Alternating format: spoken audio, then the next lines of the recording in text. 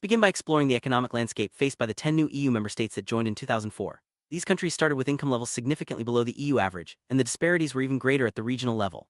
Achieving economic and social cohesion as outlined in the EU treaty became a top priority. However, history shows that convergence, where poorer countries catch up with richer ones, is not a quick or automatic process.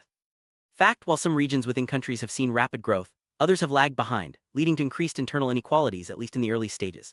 The experience of countries like Ireland demonstrates that successful convergence requires consistent, long-term policies, investment in education, and a stable macroeconomic environment. As we move forward, we'll see how these lessons shape the strategies for growth and cohesion in the new member states. Now let's look at what has driven growth in the new member states and what challenges remain. Between 1996 and 2005, investment and improvements in productivity were the main engines of economic convergence. However, underutilization of labor, especially among older workers, has held back progress. Employment rates remain low, and labor markets are often inflexible due to limited wage differentiation and low regional mobility. Or indirect investment has played a crucial role in financing growth, but to sustain it, these countries need to boost domestic savings and develop robust financial markets. Innovation and knowledge transfer, while important, have not yet become central to productivity growth, partly because of different patterns of specialization. Education levels are comparable to the EU 15, but research and development activity is still lagging. As we'll see, addressing these challenges is key to accelerating the catching-up process. Policy choices play a decisive role in shaping the growth path of the new member states. EU cohesion policy, despite its limited budget, can have a substantial impact if certain conditions are met.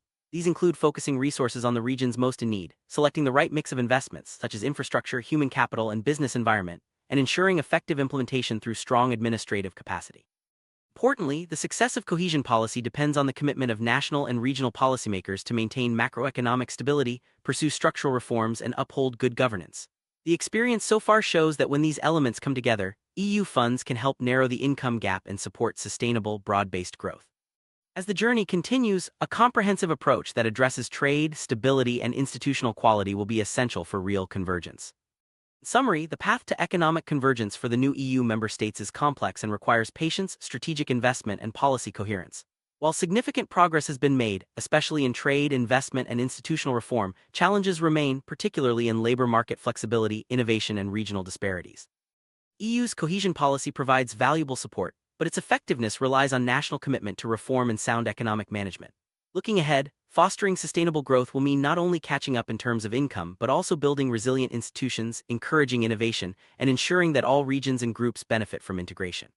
The journey is ongoing, but with the right mix of policies and continued cooperation, the goal of a more cohesive and prosperous Europe is within reach.